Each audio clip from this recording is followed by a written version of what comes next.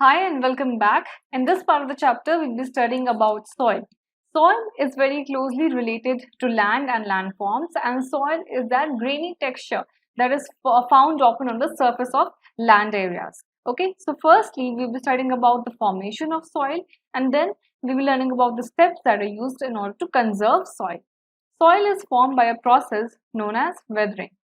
Okay, weathering is nothing but breaking up of huge chunks of rocks into smaller and smaller pieces, so small that they finally occur in that grainy texture that you found that we found in the surface of the land. Okay, so soil is closely related or linked to land or landforms, and it determines the kind or the type of soil that a particular area has.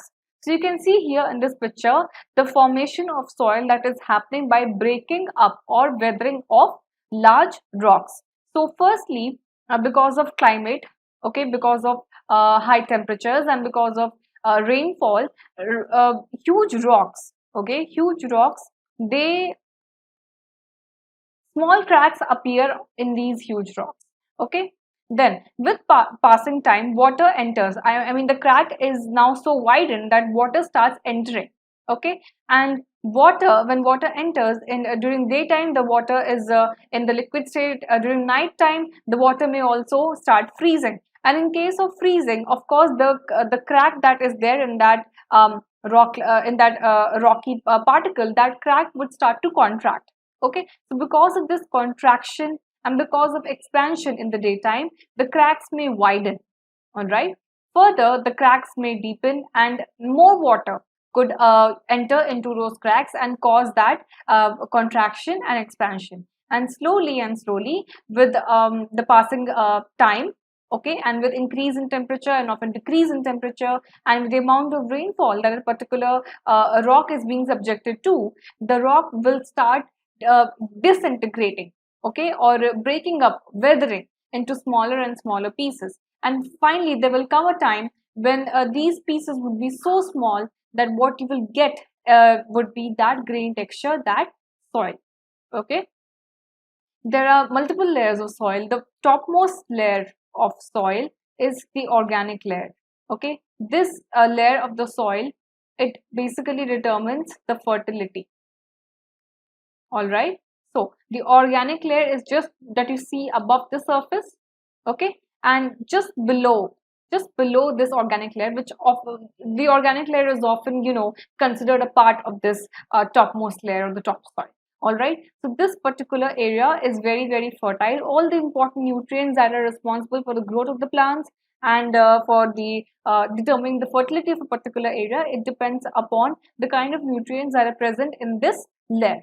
Then you have the subsoil. The subsoil is comparatively less fertile, all right, and often the roots of the plants, they go deep into this area in search of water. Okay, then below the subsoil you have the parent material, those rocks, okay, those parent rocks from which the topmost layer of the soil is formed. Okay, so this parent material area, this layer would have these rocky particles, small rocky particles that had in the first place disintegrated into form this topmost layer. Then lastly, you will have the bedrock.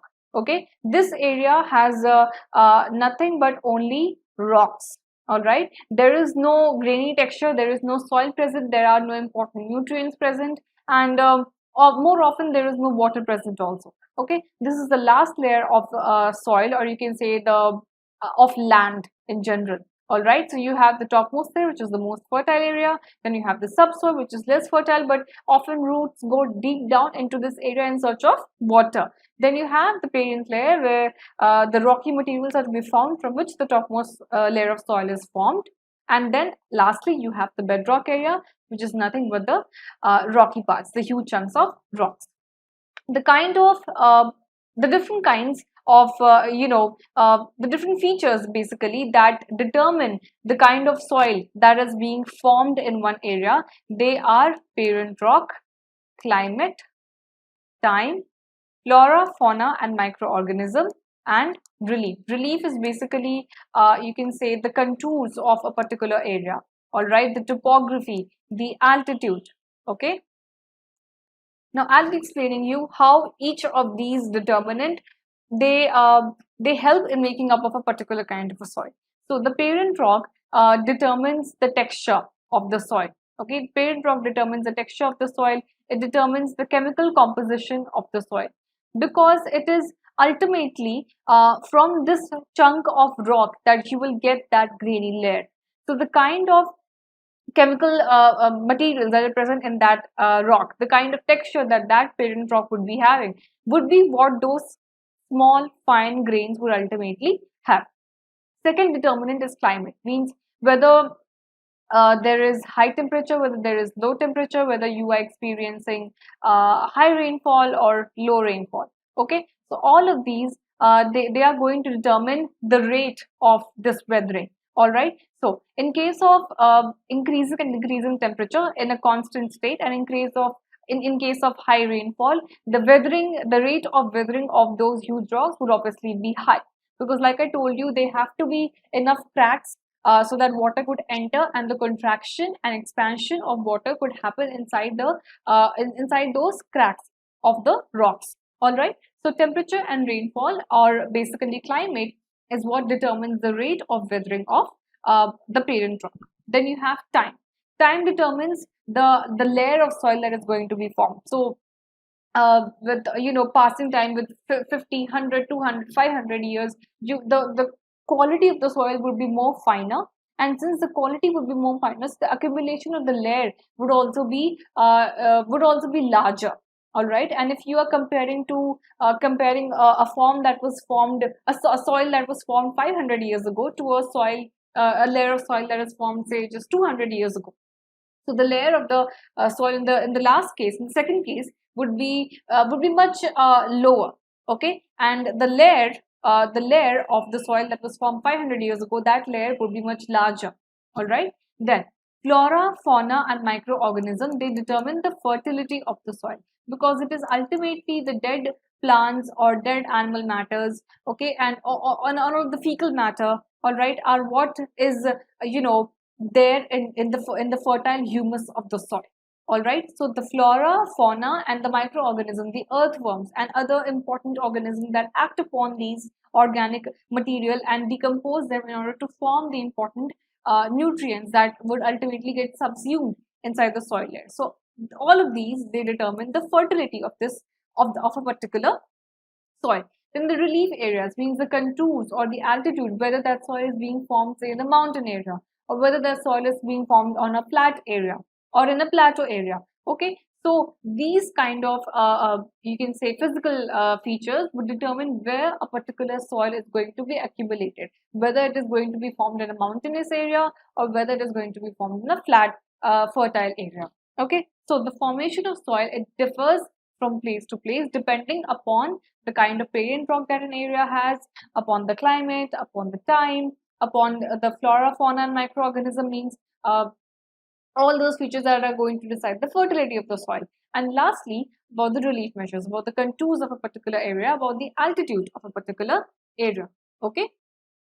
Now, degradation of soil happens, about a phenomenon that is known as soil erosion. That means the depletion. Okay, that means the depletion, or you can say the washing away of the topmost layer of the soil. And because the topmost layer of the soil is the most fertile layer of the soil that we have already seen, okay, so this soil erosion is very, very harmful for not only that particular land area, okay, but also it is very harmful for the trees or the vegetation of that area, and ultimately to the wildlife as well. So soil erosion can happen in these four methods: by wind, by strong intensity of wind may blow away the topmost layer of the soil. Then water, a very large flow of water may wither away, or may wash away the topmost layer of the soil, like you can see here in this picture, like we had also witnessed in the landslides. All right. Then soil erosion by animals, like I had given you that example of overgrazing. If you make a few animals graze over a particular piece of land over and over again, then the grasses, all those grasses would be gone, would be depleted. Then ultimately, because the grasses are depleting and the topmost layer is barren now, so strong winds may carry away water may carry away, and that piece of land is basically exposed and vulnerable to soil erosion. Lastly, you have soil erosion by humans, where deforestation occurs so that urban buildings could be built, complexes could be built, different infrastructures, or just for farming purposes. Okay, or different areas, uh, b- uh, different purposes. All right. So all of these factors, they determine the rate of the soil erosion. Okay, an area which has no stretch of vegetation, soil erosion could happen there in minutes, or sometimes even in seconds, if you are having a very a heavy rainfall, or a very you can say a very bad storm. All right. So all of these factors, they determine the depletion or the degradation of soil. Now, in order to counter all of these factors, we have to depend on some areas, some methods basically, that we can employ, that we can use in order to conserve soil. All right. So often these methods are related to farming. All right, because plantation or forests or trees, these are the natural methods, and these are you can say the best counter methods that you can use to get rid, or basically just to lessen the intensity of soil erosion in an area. All right. So firstly, will be seeing about terrace farming. Terrace farming is cutting off a particular land area into wider slopes. All right.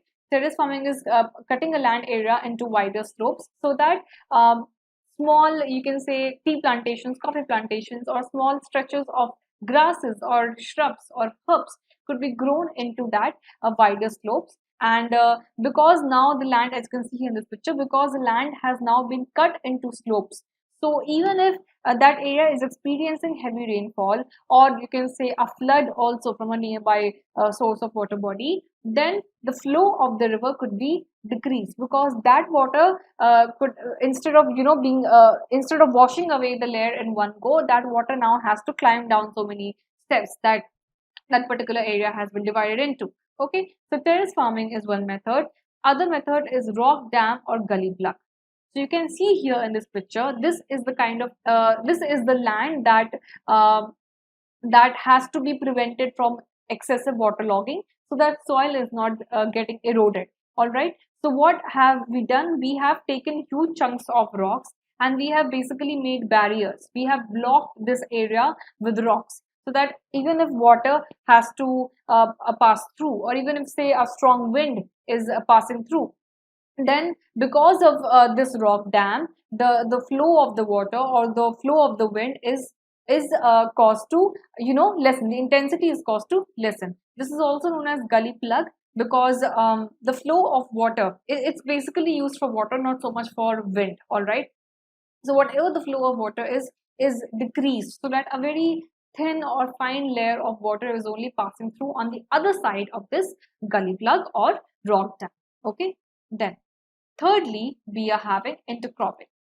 Intercropping is a farming technique where you have to preserve the nutrient contents of a particular area of land or soil. Okay, in intercropping, like you can see here in this picture, what we do basically is we grow one type of soil in one row. If this is say crop A that is grown in this particular row of this land, then immediately to this row we'll be planting another crop, that is crop B.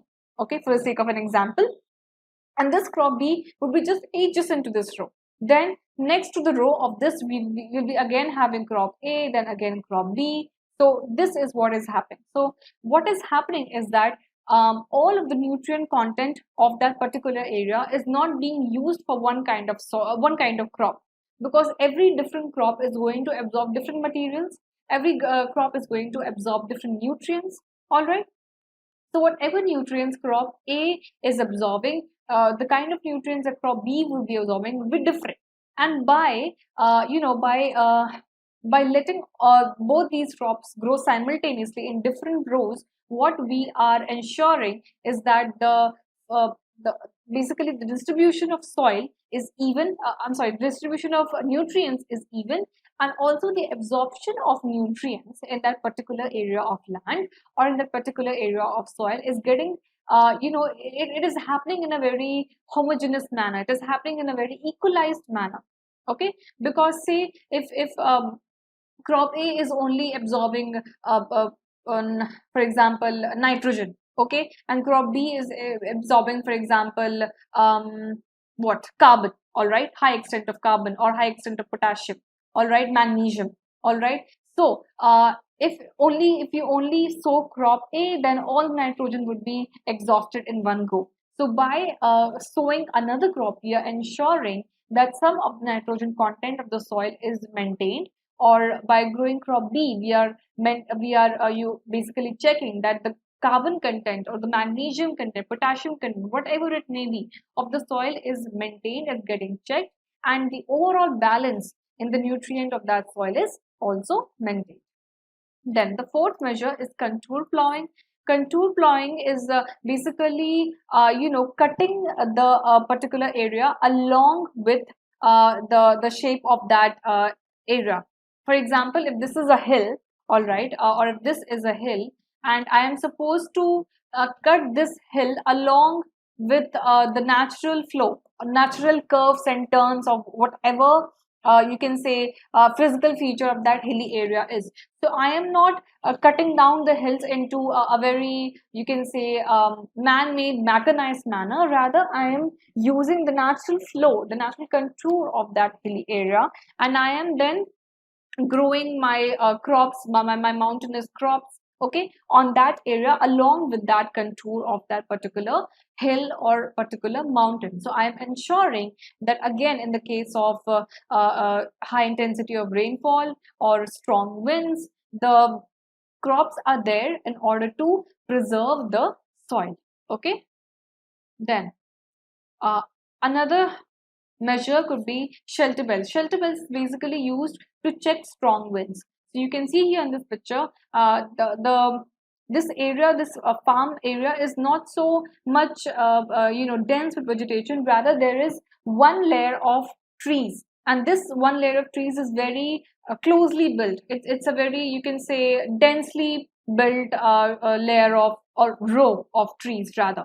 Okay, so what these trees are doing, they are basically checking the wind, the intensity of the wind, by holding on to the crops, okay, so that the topmost layer, they are not getting withered away. All right, then the sixth could be contour barriers. Now, along with that contour, along with that natural texture, the curves of the particular mountain or hilly area that I was talking about, we can also ensure that there is some particular shrubs or grasses or you can say herbs that are grown, and we can also ensure that we are laying certain rocks. Okay, so by laying down of certain rocks, by laying certain rocks, and by employing the ensuring that grasses or shrubs or herbs, they are growing in small rows along with the contour, we are also again checking the flow of wind and the flow of water that could otherwise have just washed away the topmost layer of the soil, or blown away the topmost layer of the soil, had these rocks or grasses or other herbs were not there in order to hold the soil, or in order to check the flow of water or wind. Then mulching, lastly, is the last method. And mulching, so if on a particular farm piece I am sowing rows of crops, so there would be some place between those two rows that would be barren. All right. So instead of letting it be barren, I will be laying down certain straws. Okay, straws are those hay-like material that are there, and they are used to cover those topmost layer of the soil, so that the moisture of those soil of that particular soil area is retained. The moisture is not getting again it is not getting exposed to the atmosphere to be evaporated. All right, rather that soil is holding that moisture in, because the layer of straw is now acting as a barrier between the outer atmosphere and the soil, the innermost soil. All right, then we are ending this section of soil by going through an activity. In India, soils could be alluvial, black, red, laterite, desertic, mountain. Collect a handful of soil from these from different places and observe what types are they and how are they different from each other. So alluvial, black, red, laterite, desertic, and mountain soil, they are basically the different kinds of soil that are present in India. Alluvial soil is basically found in the northern plains, the Ganges plain, okay, and this is a highly fertile soil, okay. This is very fertile. I'm sorry. So alluvial soil is one kind of soil. The other kind of soil is black soil. Black soil is also a very fertile soil and it is found in the Deccan Plateau. And black soil is famously used to sow and grow cotton. So it is also known as black cotton soil. Okay. Then red soil.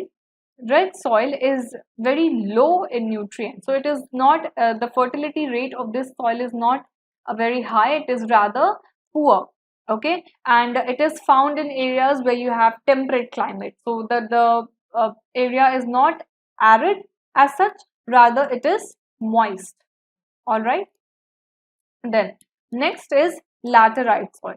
Laterite soil is found mostly in the central area and sometimes also in the eastern and southern areas. Okay, and laterite soil is also known as pink soil because of the high content of iron oxide in this soil.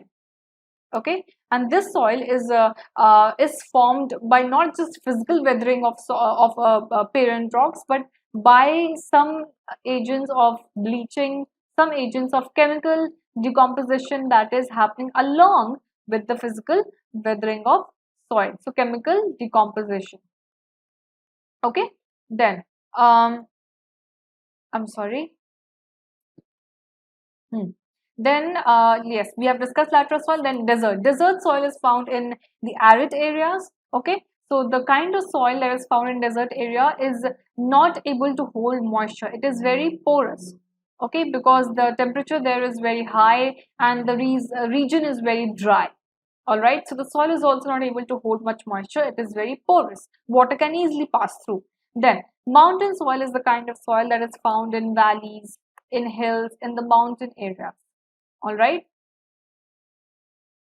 where you will be having contour plowing in those areas. Okay, so if you collect a handful of soil from different areas and you'll explore them, okay, then the rate of fertility would be different because the kind of parent rock would be different, the kind of organic content would be different. Then also the different factors that we had studied, especially about relief factors, that is also different because mountainous area, the soil found in the mountain would be different from the desert soil. All right, so these are the different factors that you can say.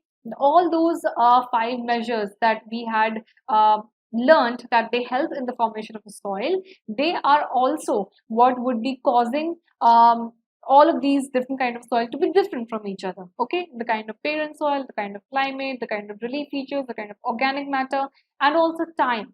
Okay, whether a soil is formed 500 years ago, that's an example, or whether it is being formed 200 years ago, so old or new soil. All right, so definitely the depending upon the kind of area, whether and depending on the kind of organic material that is present there in the soil, the new soil could be more fertile than the old soil, or the old soil could be more fertile than the new soil. So this is what you had to study in this part of the chapter, that is soil, where we learned that why soil is a very important and a very vital natural resource, and we also saw about certain measures that we can adopt in order to conserve soil. Next part of the chapter, we'll be learning about another vital natural resource, that is water.